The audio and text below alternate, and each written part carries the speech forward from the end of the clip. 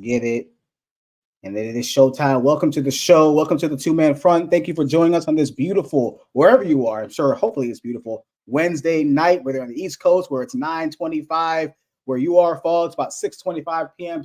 Pacific over here. Welcome to the show. Thank you for joining us. We got a great show for you. We got a couple guests. Hopefully, they show up pretty soon to talk about some pretty good topics. But first, before we begin, of course, let me introduce ourselves. My name is Be Easy from Be Easy Sports. And we got the Fog from Objectively Biased Sports. And we are bringing you today a couple solid topics. As you can see here, we're talking about new ruling, pay for play, and the WNBA hysteria. Let's go ahead and talk about, let's see what we got. Oh, before we begin, please subscribe. Take your QR codes out and subscribe to our YouTube channel. Subscribe to our pages. I'll put our pages up at the end to Be Easy Sports and Objectively Biased Sports. And also, again, what we're talking about. Here's the rundown. We're going to talk about the NCAA official ruling, what this means for all of college sports. Obviously, the hammer came, I don't call it a hammer, what do you want to call it? The big news came down this week. The NCAA has officially ruled that have agreed that schools can pay players directly. For the first time in the 100 years of the NCAA, schools will be able to pay players directly. Also, we'll talk about the WNBA, the hysteria around it lately. Is it too much? Is it just right? Are we getting ahead of ourselves? Are we really fans? Like, where is this hysteria coming from? And also, I really want to know from you guys, is it sustainable? Right? I want to know we want to hear from you guys. So don't forget to leave your comments below. We want to hear from you. We want you guys to join in the conversation. Leave your comments below on these two topics we're going to get into today. NCAA official ruling, and of course the WNBA hysteria.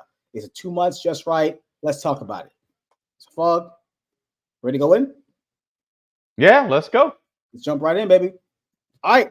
NCAA ruling, Fog, as you know, as we all know at this point, this ruling came down. I want to say it came down this week. I'm not really sure it came out this week. I think at the beginning of the week it was announced. Beginning of the week, right? Beginning of the week it came down. The NCAA. I'm not going to read this verbatim, but I'll put it on the screen so you guys can see kind of the tidbits. The NCAA and its 5 power conferences agreed to allow schools to directly pay players for the first time in the 100+ year history of college sports.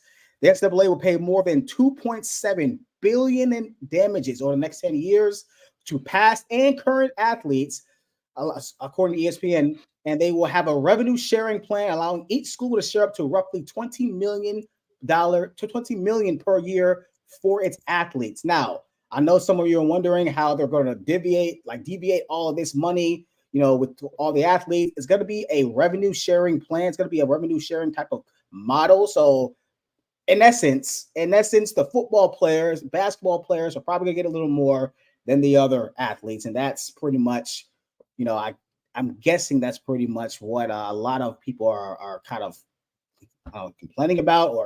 But Fog, we have Trisha here. I want everyone to please give us a round of applause to the beautiful Trisha Joy. She is joining us today to talk about a couple of topics. Trisha, thank you for joining us. We're honored to have you on the show. Oh, Trisha, you're on mute too, man. You and Brian. She just got home. Let her get it. I'm not letting Trisha live not 1 second. Look, technical difficulties. While Trisha gets her technical difficulties, in order to fall, give us your take. What's your take on this ruling? What does it mean for college sports, and what does this mean for the future of college sports? Again, we've discussed this ad nauseum, you and I, for over the last probably 4 or 5 years now. I'm perfectly fine with this. I'm perfectly fine with it. I'm perfectly fine with the revenue sharing. Look, life isn't fair. Certain people are going to get more than others, and that's just the way it goes. But at the end of the day, these college athletes, they're allowed to now make money. They've been making money for these institutions for decades, and it's just gotten increasingly more and more and more. And yet these schools have been able to push the students aside And these student athletes decide, say, oh, okay, you're making me money, great, but you still have to operate under my ruling and not getting compensated for what I'm getting. We've seen coaches become millionaires, get $1 million contracts. We've seen coaches, again, be able to walk away from universities after recruiting kids, knowing that, oh, the next great job is going to come up for me. I'm out. And these kids get stranded. These kids are making money, and it's about time they get paid for their services. That's the way life works. You provide a service, somebody making money off of you, you got to get paid somehow. Even if it's a minimum wage pay, you still got to get paid because you're earning them money. Well, now these college athletes are going to get their just due. And I think it's a win. Now, how they operate going forward, the way these universities distribute the money, what their plans are, I'd like to see what that is like, because you have to have a plan. You can't just say, here's a ton of money, figure it out. No, there's got to be a plan by these institutions, especially in the Power 5 conferences, on how they're going to distribute it, how they're going to make it fair. Again, it's not going to be even across the boards. It can't be. That's not how life works. But what are they going to do to, I guess, make it palatable for the public as well as palatable for the student athletes that are there? All right, Trisha, your thoughts on this NCAA ruling, on this really historic ruling that this came down this week? Oh, we still can't hear it for some reason. Hold on, let me see. No, her mic volume's there. It's like you invited her on to mute her? No. The hell? Can you hear me now? Yes. Yeah, Trish, yeah. What's happening? How you doing? Sorry, I had to put on my different audio, but is it my turn or yeah, go ahead. Yep. It's all you. This thing is it's possibly the worst thing that could ever happen in the history of sports. Oh, wow. Like, I don't think that everyone is looking enough quarters ahead, or enough years ahead to see what the repercussions of this thing will be. Number one, there is a fair exchange between the kids that are coming to college to play sports and the institution in the beginning. They are coming to school and not having to pay the fee that my family, I have to pay to come to that institution. If they were able to get the stardom and the NILs without coming to the school, right, which is an entry into another level with cameras, with state-of-the-art gyms, if they were able to get it on their own, great. You earn every dollar that you get is directly from you because you're doing it without the support of national televised programming, without the state-of-the-art coaches and the gyms. Those come at a cost that they do not have to pay. And so they are, in fact, in a barter when they come in. Now that this thing is going through, there are several things that I want to just make sure it's clear that is going to happen. Number one, the only schools that are going to be able to survive this are the top 25. The Power 5 schools. Yeah, the Power 5 schools, whatever. They're going to survive this because they are not in debt. Most of them. The money that comes from the student athletes, the TV deals, all this other stuff, they go to pay off debts that the school incurs. If you go on the NCAA website, right, and a friend of mine told me to do this, who was a D1 player who said this thing is crazy, right? So she's free and pointing out that this is a problem. If you go on the website and you look at the books for these colleges, because it's open, you could look at, this is not football, but let's say look at Rutgers, right? Yeah. They are maybe, and I'm making this up because I don't have it in there, but it's something like $138 million in debt, right? So the money that comes in from the TV deals, from to these schools, actually go to pay off the debts that sustain the entire school. So now that we have to worry about not only just, hey, you got to pay these players, and mind you, the fencing team may not be pulling as many dollars in, but whatever. They're the people, right? Let's say they said they went back to 2016, so they got to go back in time. 2016, yeah. Calculate how much money they should give to people from 2016, right? But the people from 2016 could easily say, you know what, I'm dropping a lawsuit too, because I think we should go back further. So while the school should be functioning as a school, they're fighting off lawsuits for things that happened in 2015. And what I predict is that these schools won't be able to sustain the amount of debt incurred from lawsuits and having to figure out how to make this fair pay. Like Fogman said, figure it out, right? How they pay these students to keep college sports. This ruling makes this an open market, right? There's nothing stopping Saudi Arabia from coming in and making a league for 18 to 22 when the schools fold, right? Because these kids got to go somewhere, right? But if the schools can't sustain their debt, then they have to close the programs. So it's multiple. It's a travesty on multiple angles, because the schools, the middle schools, the low schools, the Chattanoogas, the whatevers of the world can't sustain this. Or if they can't pull in big names.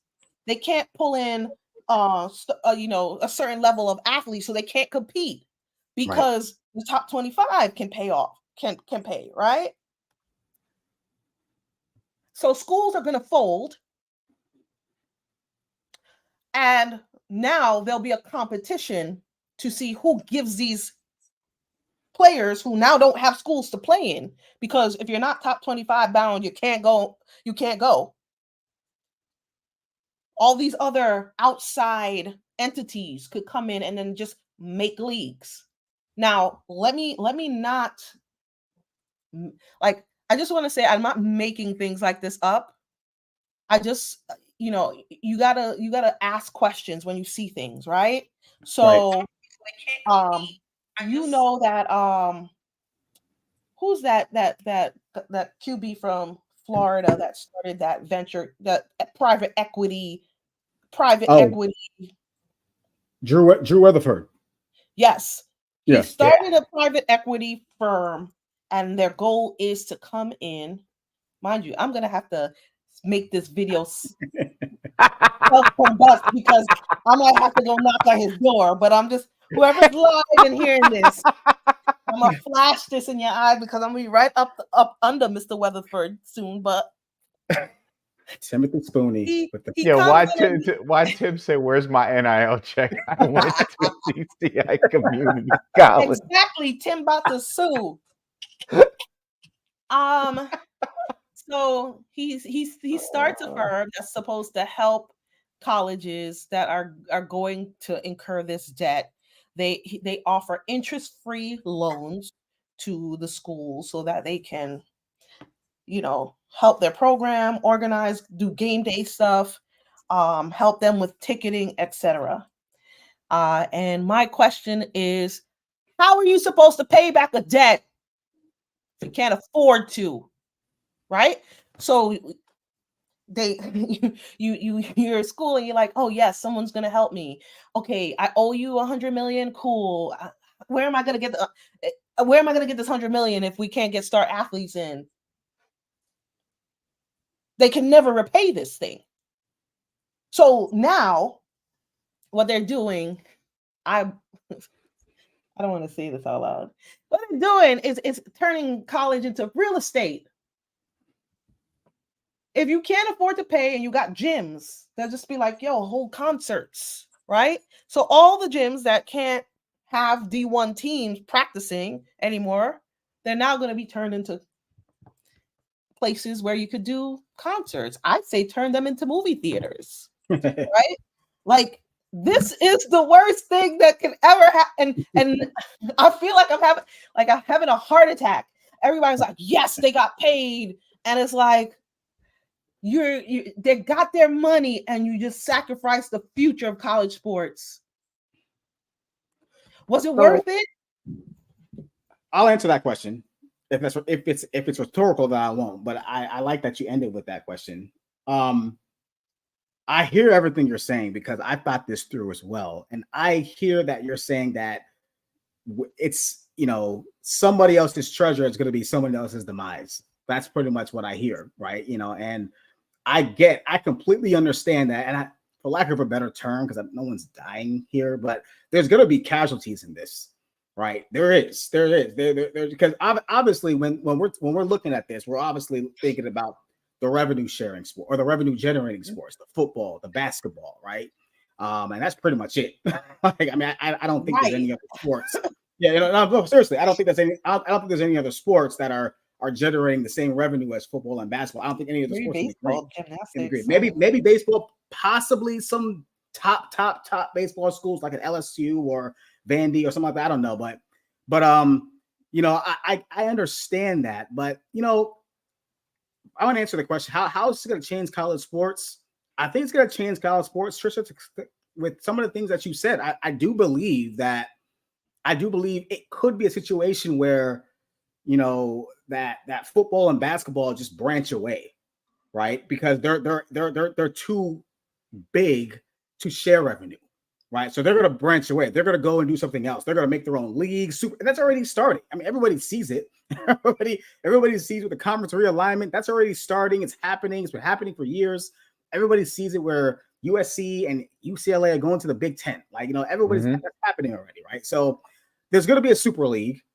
What I do think that's going to change. That's what's going to change.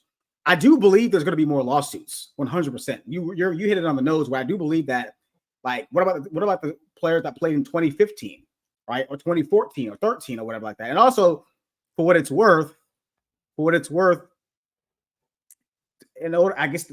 order for them to receive in exchange for this revenue share or the settlement, the 2016 athletes and beyond have to drop any suits that they have and can't pursue any more suits, right? That was the exchange, right? That's pretty much what they agreed to in the settlement, right? So they can't sue afterwards, right? So there's that, right? For what it's worth. But what I do think also is going to happen, I think Title IX is going to get into play. I think they're probably going to get there's a lawsuit coming down from them, no question about that. But this is all going towards the NCAA. It has nothing to do with like fans or even the athletes, or even the athletes who aren't the revenue sharing athletes. I think the non-revenue sharing athletes, I do believe they're going to have a gripe, but I do think they understand the situation at hand in terms of college athletics making all this money, like the NCAA being a $1 billion corporation and nothing trickling down to anybody, right? So unless it's it depends on what you call trickle down, because trickling down in terms of like trickling down in terms of the revenue share, like the TV deal. Like basically the reason why coaches get paid $13.1 million like Nick Saban or Kirby Smart is because the TV deal. They don't make that money without that. And here's the thing, Trish, Trisha, I agree wholeheartedly with your argument. I'm not even I won't even dispute anything you said. But like you said about, they got to figure it out. Yeah, they have to figure it out. Mm-hmm. They have to be more fiscally responsible, because all that money that they've been getting, where are they spending it? When you have no, don't give me that on college shit. When you have universities that are geared their facilities are better than NFL facilities. Yeah. Just so they can attract those big players. You're sitting here upset that, oh, now money's going to attract them. Well, what do you think these big universities have been doing all this time? They've been spending their money in ways that, hey, maybe you don't have to have an Alabama facility where the university's practice facility is better than 40% of the NFL facilities. Are you kidding me? So, and then the coaching staff, the way they pay some of these, all the coaches and the ADs. Yeah, hey, maybe you might not want. Maybe the trickle down effect will be some of these guys aren't going to get paid the money that they were getting paid before, and either have to accept the role that they're in financially, or go somewhere else. And somewhere else may not pay as well anymore. This is going to force some of these universities to be more fiscally responsible with the way they do things.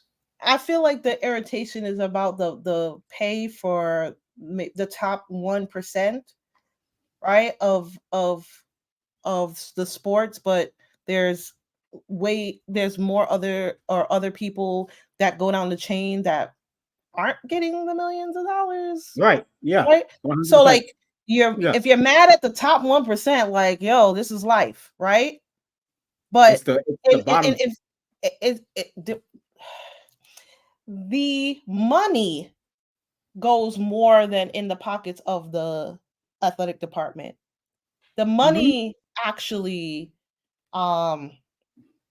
helps the other sports, the university. Yeah. So when you're saying, hey, basketball and football are going to have to branch off, it's not, hey, branch off, but fencing team, go ahead. Right. That money helps to sustain the fencing team. That money helps the tennis team. That money helps the swim team. Right? It pays the professors. it pays the professors. Yeah. It pays the institution. Yeah. So that's why I say, like, if you want to audit, fine, audit and see where the money's going. But you cannot detach these two sports from the rest of the institution, or the colleges, like I said, will fail.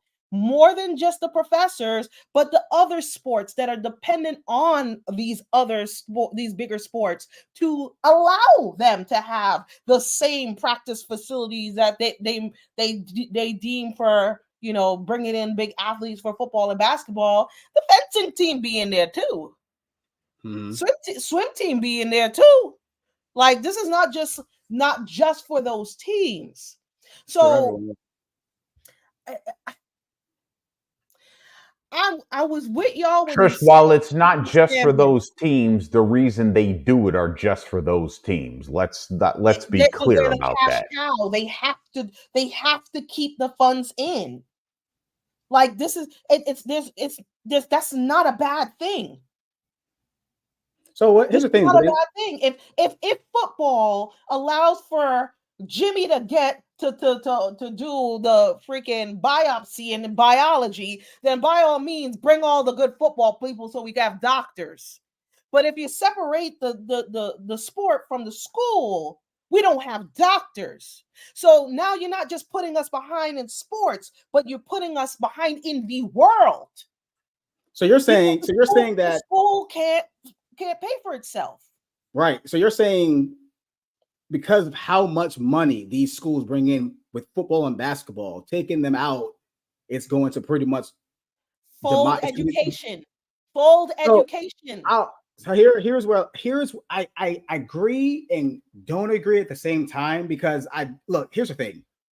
It's not going to affect schools like Harvard, because Harvard has its own endowment. Harvard football, if they lost football, they'll be fine. Right? They'll be fine. I know what you're saying. I know what you're saying. It's not going to affect the huge endowment schools, is what I'm saying, right? It's not going to affect those schools. It's going to affect something near and dear to my heart. It's going to affect some HBCUs, right? It's going to affect like the smaller, like Conference USA, Sun Belt schools possibly. But you know what? Here's the thing. Here's just I'm not even mad at you. And I agree with what you're saying that football and basketball funnel the funds of these sports behind it. You take away football and basketball from Florida State, right? Say goodbye to the softball program, something like that, right? It's not going to be sustainable. They're not going to be able to generate enough money to travel and to obviously equipment, uniforms, whatever. I get that part. I really do. But what I was going to get to is this. Like the NCAA this is their fault. This is what I wanted to get to. This is the NCAA. No, just hear me out 1 second. The NCAA had 100 years, really, but let's just be real. They've had like maybe the last 15, 20-year head start. When football and basketball, when college football, when the cash cow started kind of flowing, like especially with the turn of the century where college football right now is the second most popular sport right behind the NFL, right? College basketball is somewhere in the middle of that too, right? So college football really were like, I'm sorry, the NCAA, what they were doing was pretty much laughing in our faces and trying to sell us this thing called amateurism, right? And say that, no, like, these are amateurs. We don't want to pay these players. We don't want NIL. We don't need any of this stuff because these are amateur players. We don't want to give them a piece of the pie. The NCAA is a privately owned company. It's a business, right? They could have done this. They could have created a plan and been more proactive before any of these lawsuits. NIL is only a thing because of lawsuits. If it wasn't for the lawsuits, it wouldn't be a thing, right? NIL is a thing because of COVID. All right? Okay. I just want to be clear. NIL is but okay, I see where you're going with that. But if it wasn't for the lawsuits of two guys, right? Ed O'Bannon, who kind of got this whole thing going, right? Who sued for being in the game, and he was pretty much Ed O'Bannon. And he's been out of UCLA for how many years now?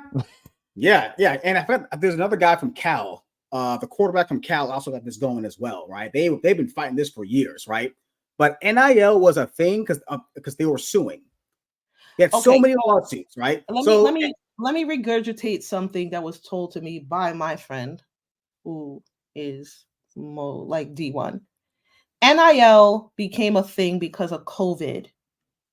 When they came to school, COVID hit, they couldn't come to school, right? And you sign a contract to say that, hey, because I'm signed to your school, I get the best facilities, I get training, I get food, I get shelter, I get all of this, but you're sending me home. What do I do now? Look, that's how this because NIL started in 2021, right?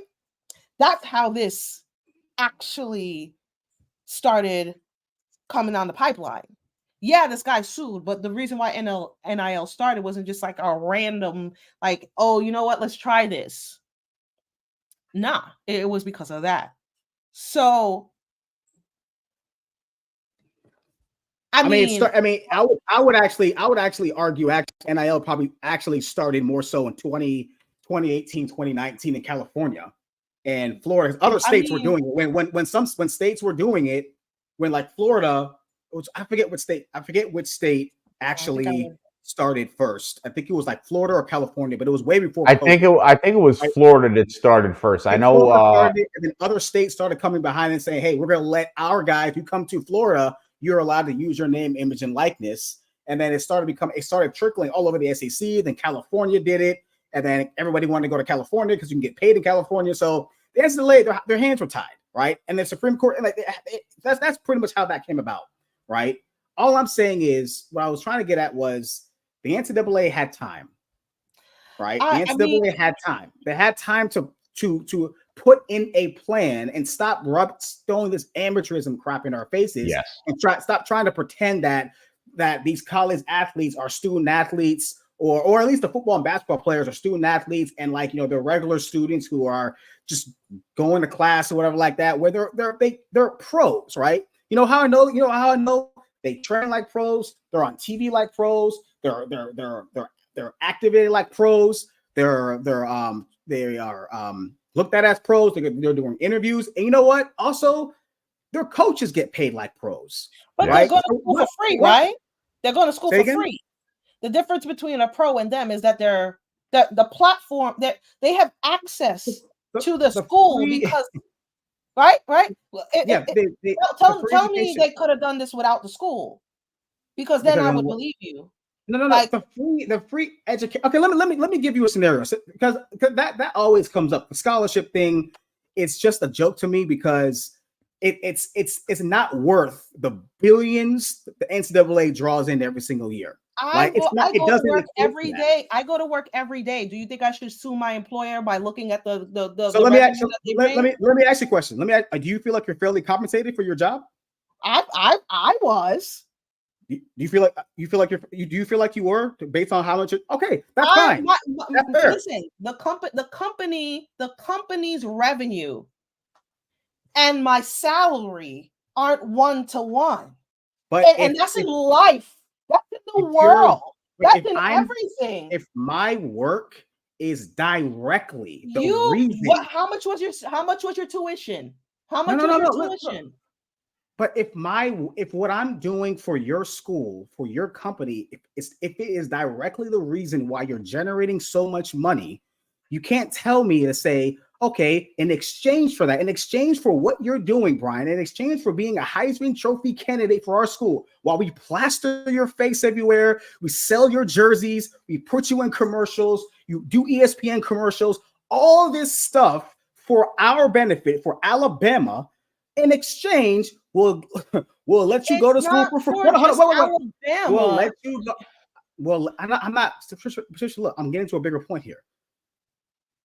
We'll let you go to school for free, and we'll give you maybe a stipend, a $2,000 a month stipend, and we'll give you some room and board, right? That does not even, nobody, like, if this was a regular job, like if you were making billions of dollars for your job, right? And your job said, in exchange, we'll give you room and board, we'll let you live here for free, and we'll give you a $2,000 allowance. And but you know that you are directly making billions of dollars. There's no way anybody, I don't care who you are, there's no way you would feel like you are being fairly compensated. There's just no way. Imagine, if you will, a real estate agent getting paid a salary base, and the commission they make off of what they sell just goes to the company they work for. Are you signing up for that? No. Hold on. You are dismissing the value of education. I'm not. No. I don't care if you come to school and you don't want to go to class. Do you think those scholarships that they're handing out to these top student athletes are because they value their education? I did not say that. I said there was a fair exchange, right? If you can be on national television by yourself. But Trisha, did this sound like amateur? No, I'm telling you what they are getting. If you don't want to value the books, value the work that the people behind the scenes have to do to get them the TV deals, the opportunities to be on TV. It's not just, hey, I have a student athlete, do it. There's work being done. That's fine. If you're telling me out of high school you could do that by yourself, then fair. We just stole you.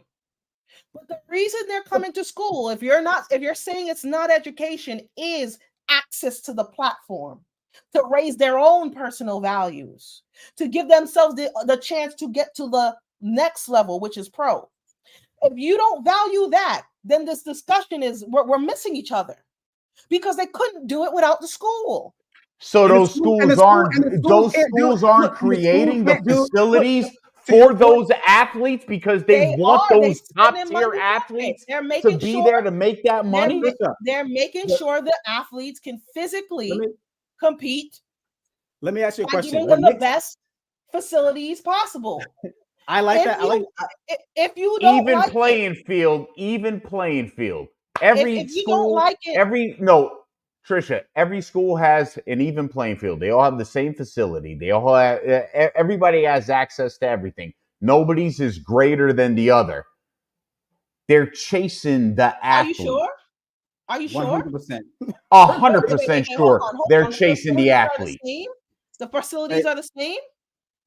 No. No, it's a sales point. It's a sales point. It's a sales pitch. They're salesmen trying to attract the best talent to generate money for their pockets. So yes, those student athletes that are in the top 100, top 150 student athletes, those athletes coming out of high school that are ranked that high, those schools are chasing those athletes. They're doing these things to try to bring them in. So they can pay for their schools, you said? So they can pay for their schools. They're not doing it so that they can pay for their schools. They're doing it so they can line their pockets and earn a profit. Okay, so this is a conspiracy theory then. Wait. No, it's called business. What are you talking about? A Listen, you can't conspiracy school me theory? on business because I know the school got a bank account, not just the athletic department. When monies come in, they come into the school bank. They don't come to their they don't come to their AD bank. Well, it's allocated. The money comes into the school bank. But look, here's the thing. Here's the thing. I'm not devaluing education because I understand. No. Hold on. Let's not go back because we have a conspiracy theory on the table. No. There's no conspiracy theory on the table. So whatever narrative you want to create it. It's I'm not creating a narrative. The NCAA website has the books open. Look, I don't. Look, I'm telling you, the NCAA is something they can have everything open to the public all they want. Everybody knows. So you don't believe? You believe? Believe? Then the checks come in. They go to some random secret bank account. Is you just let me know where? Wait, I don't know. I don't know where this is turned. I'm not sure where you are. He said the money's coming in and they're lacing their pockets. I'm saying that's an accounting issue, right? No. I agree with Paul to this standpoint. I agree that when money comes in, the schools are lacing their pockets. I'm not saying that they're not distributing it. They're not hiding it from the other from other facilities in the university. But Jesus Christ, consider this. This is I was trying to get the whole amateurism thing, how it's a joke, and how like they're trying to sell education. Right? Okay, cool. You want to sell education? You want the NCAA to do that? You know what they should do? Pay Nick Saban like a high school coach. Pay him like an educator. Why? He earned it. Why? Because it's amateurism, right? Why? No. Amateurism. He's not playing. No. Exactly. Whoa. You're making my point though. He's not playing. Pay him. But okay. So if it's amateurism, because amateurism is supposed to be no. Amateurism goes to the players, right? No. I don't want to hear that. Why not Nick Saban? He's coaching college kids, right? He's an amateur what? He's an amateur what? He's an employee. He's an employee of the University of Alabama, right? Yeah. So he's under the umbrella of amateurism. He's getting paid by the school. He's an employee. Okay, then. So we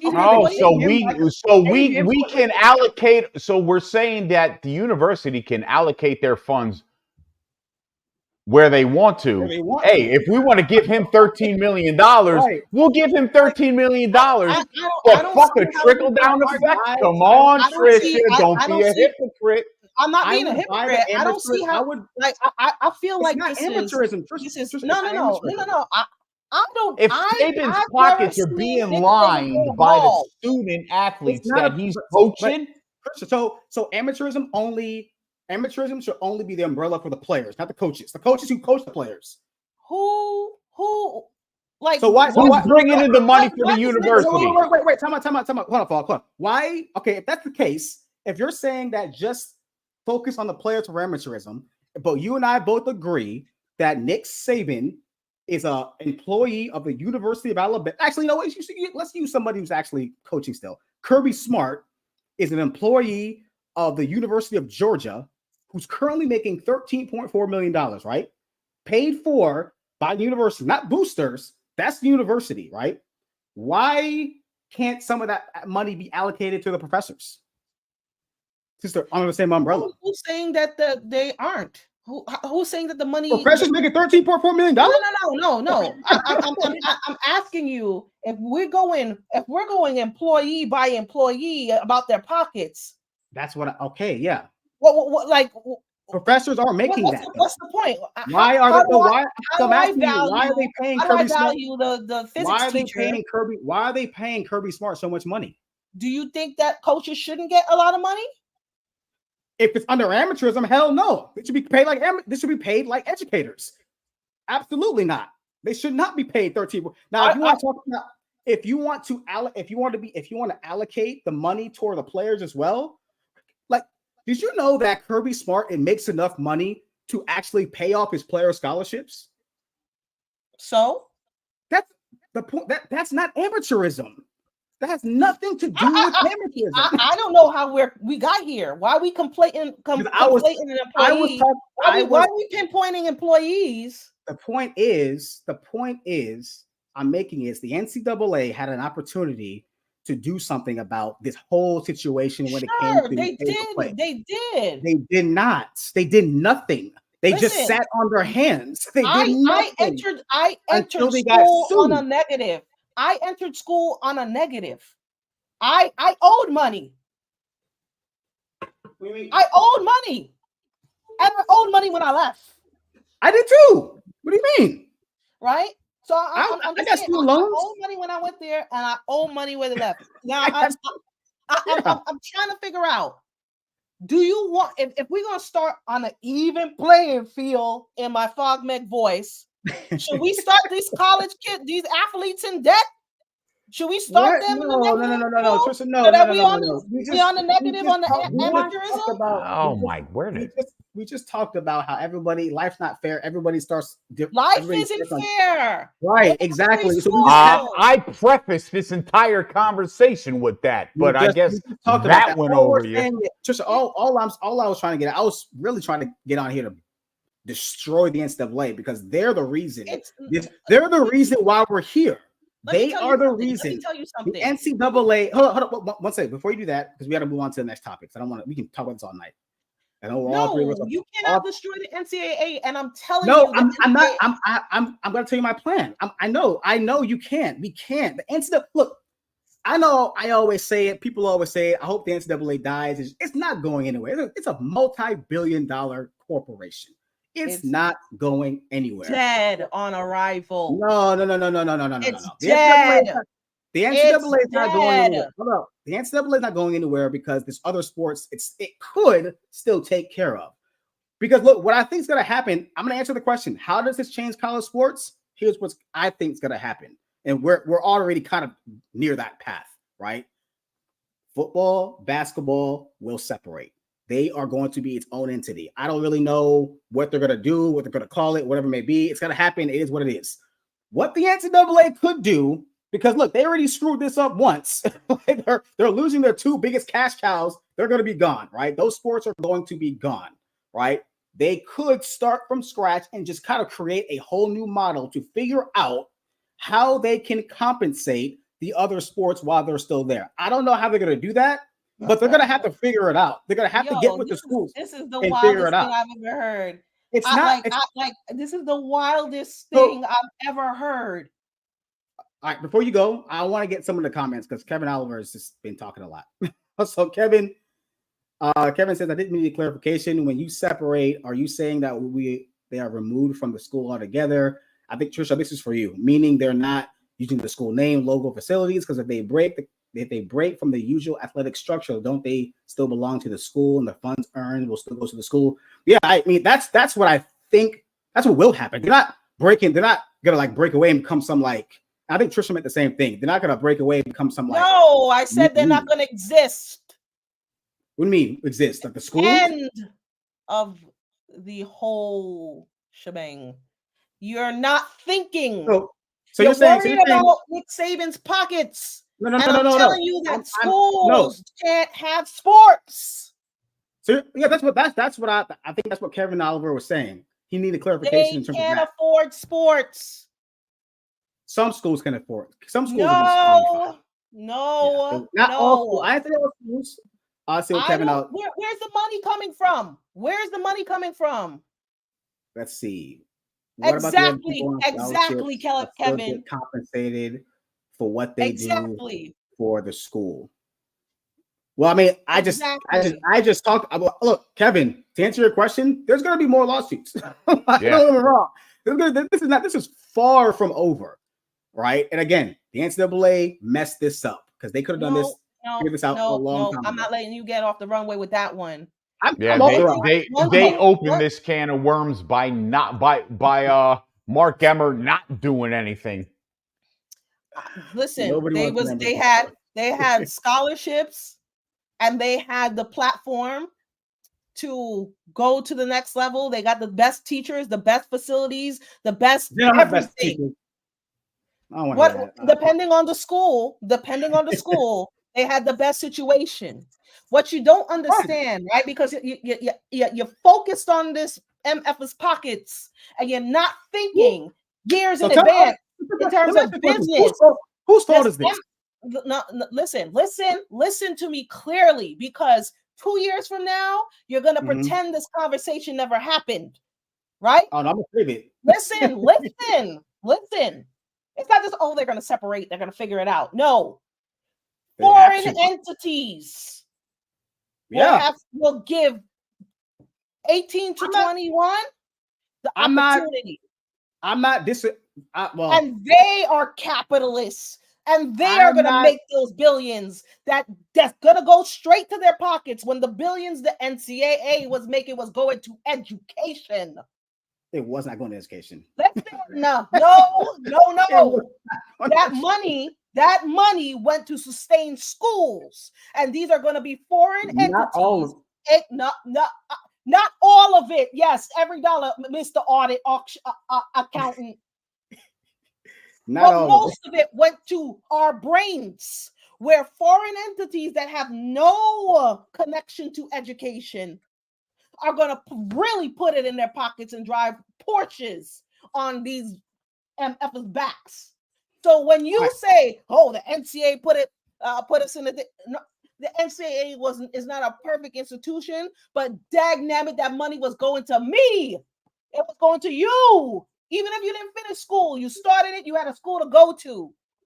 Money that these other institutions all over the world are going to formulate and draw the kids out of America, or even if they do it in America, it's not going to something that would sustain the country, that would sustain the minds, right? So while you worried about Nick Saban making $13 million, which he shouldn't be, about the rest of the world, worry about the rest of America and the rest of the kids going to school, because they're not going to have the money. Nick Saban had his $13 million. People still was going to school. People still was graduating. The schools are going to fall apart. Because you have this conspiracy theory that the money duff bees in their car when they should be feeding it to I don't know, the safety, right? What Kevin Oliver has said, I agree with this. I get where you're going, but I don't think you're giving the full picture. But you know what? Hold on. Time out. I knew that was good. Wait. I want to go, Trisha. I really want to keep going, but we got another topic. I want you to keep that same passion for this next topic. Kevin is trying to start shit. Here's what he do. How big of a picture does it? I love Kev. I don't understand. Let's go on. Hey, look. Well, this is a never-ending topic. Obviously, what I said on the top of this whole topic, this is just the beginning, and I feel like all of us agree with that.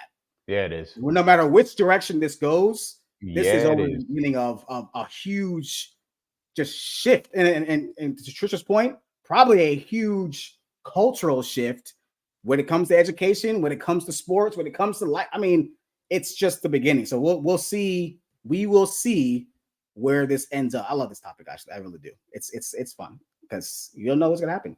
All right, Trish, so what? Huh? Trish looks like she's sweating over there. Hey man, it's a fun topic. I know that application.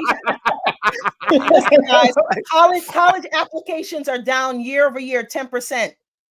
Right? We in the beginning of the end. So you sit College there applications are down for that. Well, look, I'll speak on that real quick because I'm a school counselor, so I do that a lot. College applications are down for a variety of reasons. But I mean, if this is one of them, then maybe. But college applications are it's weird. They're down, but they're up at the same time. So like, you're right. They're down for a variety of reasons. But now, aside from the NCAA, 10% of kids per year are opting not to go to school. So I'm just asking y'all where the funds is coming from. Where the funds is coming from? Because they're not coming from regular people no more. Where the money coming from? Yo, Kev, that was beautiful. I love that comment. I'll say this about colleges. They're fine. Trust me. Like, schools are fine. I'm not even, that's something I know. They are fine. I know that. They're good.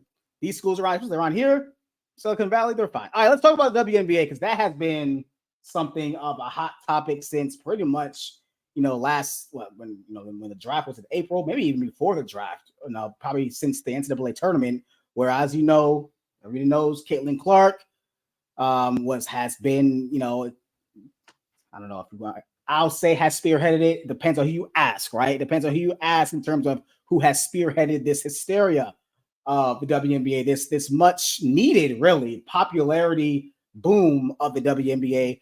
But the question is it becoming too much? And I'm glad you had you on here. I wish I had Sharon on here as well because she has a lot of insight too.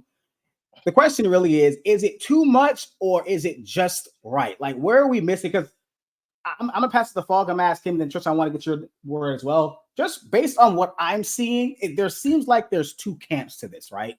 There's the I'm watching because of Caitlin Clark camp, right? And that's why it's popular because I'm a casual fan and I'm watching because of Caitlin Clark. And sometimes what you should be doing if you're that fan is you're watching Caitlin Clark, but you're watching other players too to get more interested, but they don't do that. But yeah, there's that camp. And then there's the other camp where the camp of, you didn't start watching the WNBA, you weren't watching, so don't start watching now. Or that there's a little bit in that camp as well of, and I find it kind of hypocritical because the camp that's saying that, why are you guys watching now were the same camp that were saying that we didn't watch enough, right? We didn't watch enough. And the other camp is saying, well, I'm watching now, but because I'm interested in this one player who's piqued my interest, right? So, Fog, I'm gonna let you go first, and then I'm gonna let Trisha kind of follow up on what you have to say. I don't think when is any type of viewership and hysteria too much, especially to a league that wasn't getting that draw? This couldn't be better for the WNBA because the way it is attracting not just casual basketball fans, but it's actually attracting people that didn't even think about women's basketball before. I think it's me and you were talking about it be off air. Both Caitlin Clark and Angel Reese, yeah, have wound up selling out stadiums. Mm-hmm. How is that bad? How is this hysteria bad at all? You're not obviously everybody wants an immediate return on investment. You're not going to get that. That's not how life works. But if both these players and the league continues to progress and they piggyback these two players and these two players wind up being, potentially your top 5 or 10 players in that league, how's the hysteria bad? This is again, I hate the negative publicity on it, like you said, with people saying, "Oh my God, they're watching it just to hate on her." No, they're watching it because of her, because of Angel. This draft class generated that. Mm-hmm.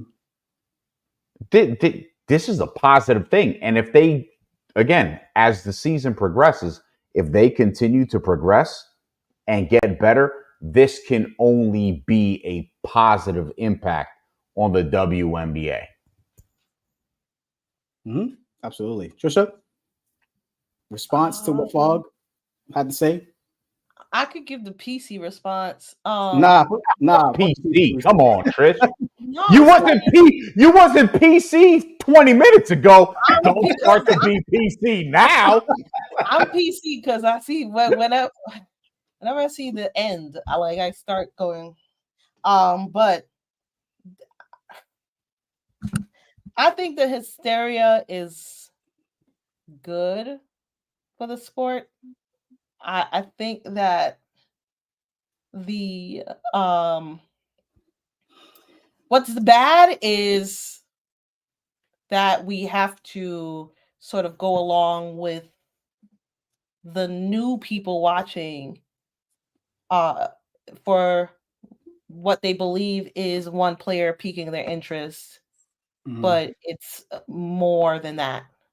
And for the sake of being allowing for more people to view the sport, we have to kind of play that game because you know, they will either be offended that you're looking at them from that perspective, or they'll say, well, you see, this is why we didn't want to watch in the first place, right? Let's let it be, even though like some of the people that was rocking with women's basketball from for a long time can kind of identify who's who, right? If we just get the dollars from them and like, you know, call it a day. But there's a lot of layers of socio political things happening that are acknowledged, and the hysteria they're saying is pure. Oh, I just love basketball. I just love this player that hasn't won any championships. Right? She's amazing. Okay. Hold on. I'll say what Trish wanted to say. Everybody, those new followers, it's that white country, great white hype hope that, oh, we got this now, so now we can, hey, the same way we had Black parents say one day you could become president, you could be over. Well, now all of a sudden it's like, hey, one day, baby girl, you could become Caitlin Clark. I'll say it, Trish. I got your back. We could disagree on a lot of shit. Let me say one more thing. We could disagree on a lot of shit, but I'm right there with you because where I'm at, where I live at, I have seen that shit at the bar where I'm looking at people and going, your ass ain't ever said nothing about women's basketball, but what the okay. Somebody's lying. Somebody had to draw this out of me. Let's say you're right. You're 100% right. But to top it all off, like, this is the only way in basketball that white people will get a number 1 draft pick. Right? They're not getting it in the NBA. And I feel like it's come to the realization, like, yo, this not is not an American-born player, at least. Right. No. Right. Right. That's true. Yeah. Not even a foreign player, honestly. You know, it's why we got this hysteria. But at the same time, we gotta rock with it because you gotta start from somewhere. They said they have been great white long time. Okay, so Kevin, so I'm supposed to be doing like a podcast about this in the daytime when people aren't watching, because then it could allow me to like, say things. But Kevin, I wish we could do like Wheel of Fortune, where we can just do the letters and I won't have to say anything, but there's a reason why they're leading to Caitlin and not like a Diana Taurasi, or not like Sue. Like, well, Sue Bird, all of them came in. Della Don. All of them were great. Yeah. Well, what's the difference? And they never came in with the hype we've seen now. Do you know why? I think there's a couple reasons. I'll let y'all say it. Right? I'll let y'all say it.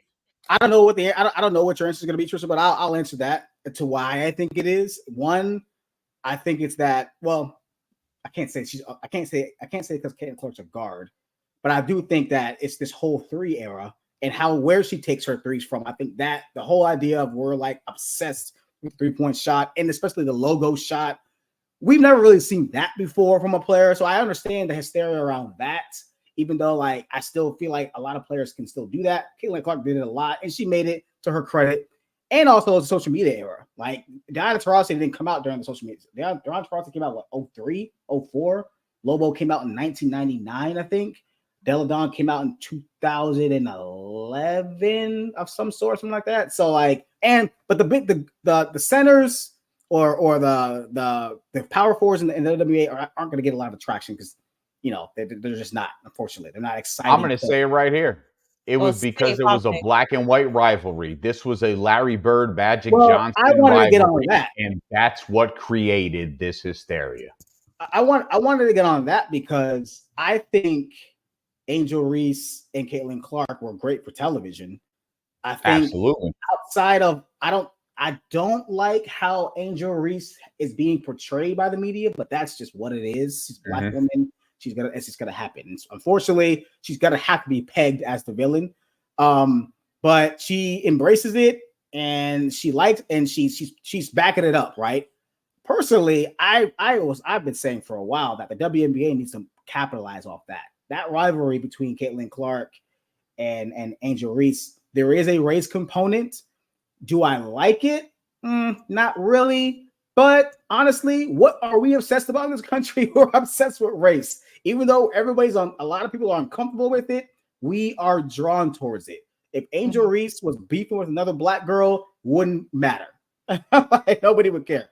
If Caitlin Clark was beefing with like Della Don or Sue Bird, we don't care.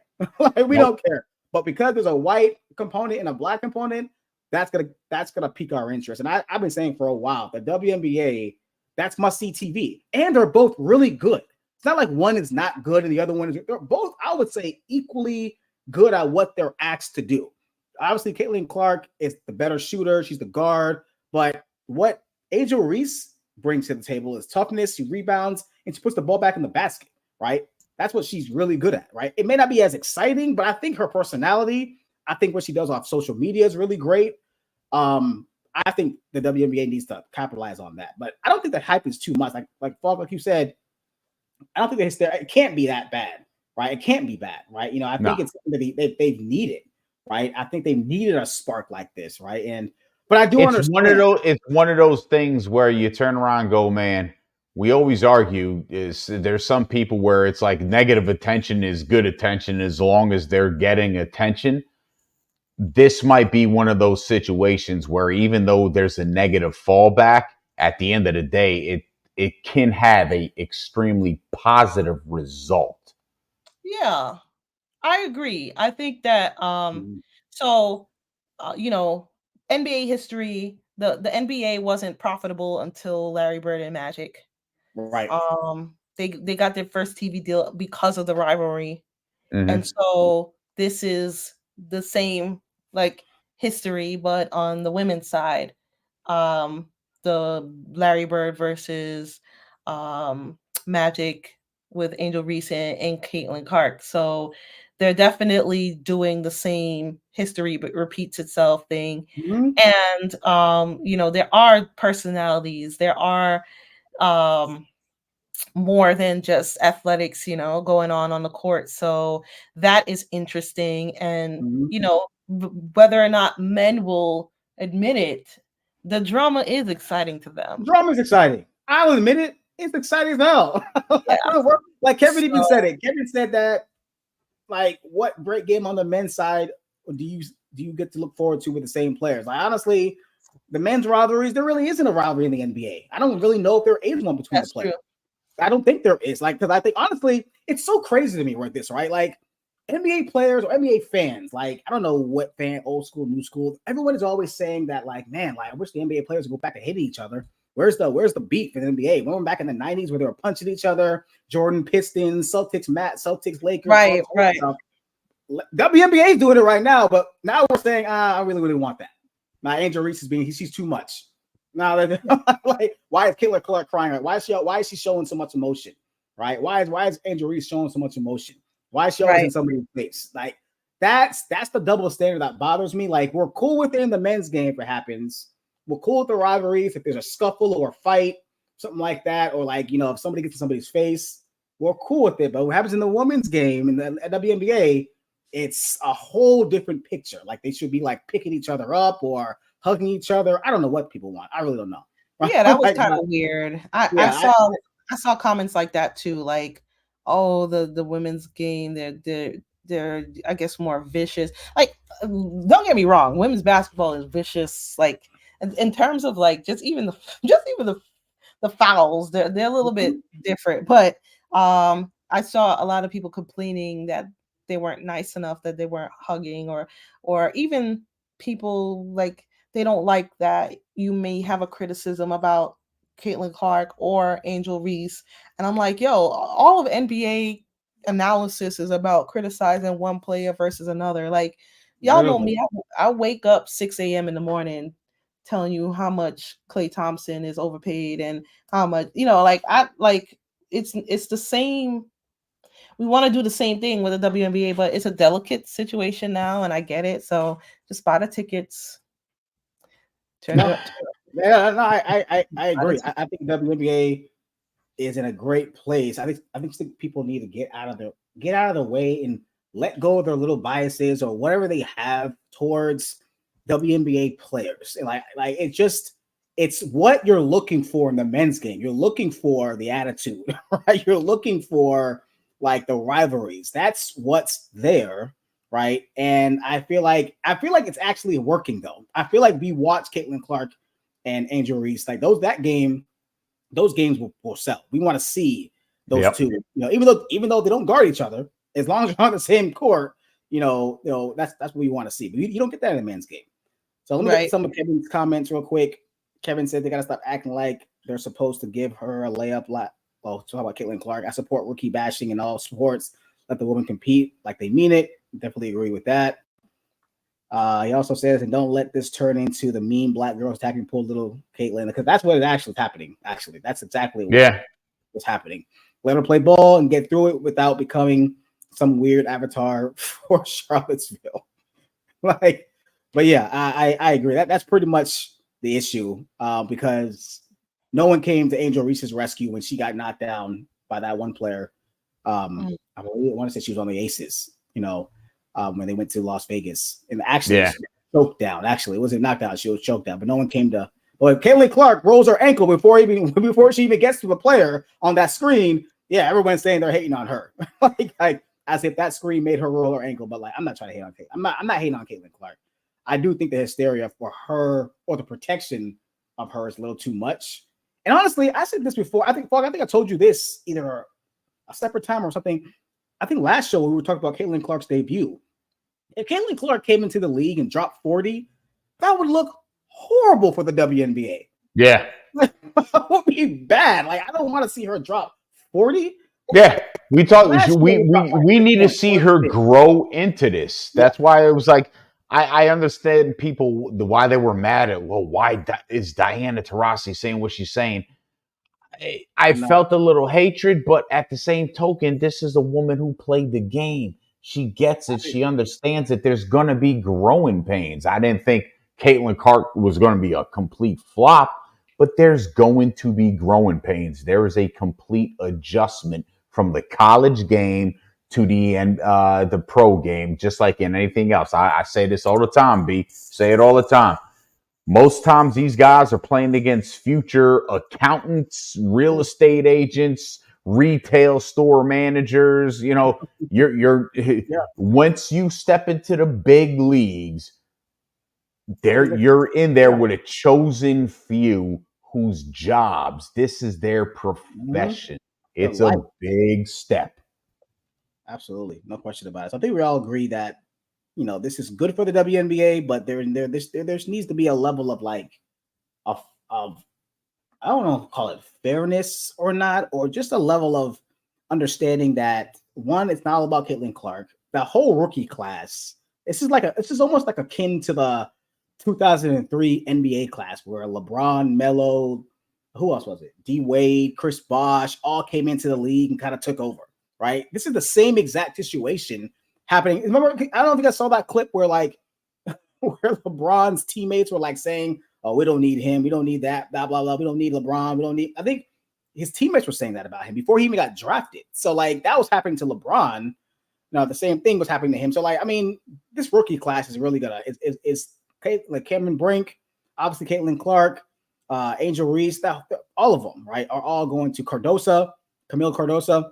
They're all gonna help the league, right? So we're all gonna, I'm looking forward to the next couple of years and seeing where all these players are at, honestly. Let's see, it's Kevin said one last thing. I think I missed somebody too.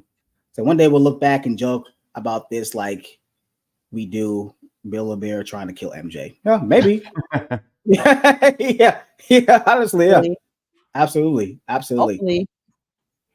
Yeah, I think we will. I think all these women are gonna be fun, phenomenal. They think that's gonna do it for us. Want to thank everybody for coming on, and obviously thanking Trisha Joy for coming on and always getting the debate rolling, always bringing the energy, the passion. Really appreciate it, Trisha.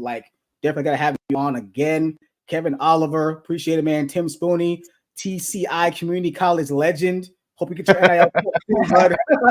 Hope you get the NIL check in the mail. Let us know what you get. Take us out to dinner if you do. Definitely want to shout out everybody for watching on all platforms. Game Winning Drive, 3-Man Weave, 4QQ, 2MW. Thank you guys for always support. Of course, always please make sure you guys subscribe to the YouTube channel. Subscribe to that. Take that QR code. Subscribe to us, and then also make sure you follow our pages, particularly Buyer Sports, the Fog, and of course BZ Sports with myself. And also, Trisha, I want to do something real quick because I see the book behind you. I want you to bring that book up. I want you to sell that for us real quick. Where can people get it? What is it about? Dad Lost a Sports Bet. I was inspired by Fog Meg, as you can see. There's a lot of bets, and I wanted to make a book that would help keep the family together, right? It's an inspirational book for both the reader and children. You can get it on Amazon. Absolutely. Right? Y'all see that? Dad Lost a Sport Bet. Get it on Amazon. It's on sale right now.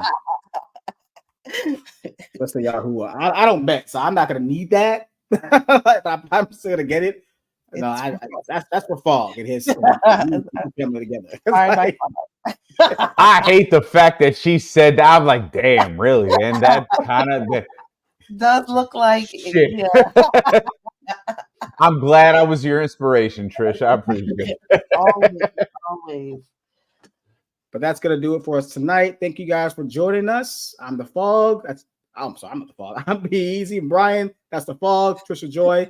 We'll see you guys. I'm on a book. I'm now Be Easy. I'm everything, man. I want my NIL deal. What the hell?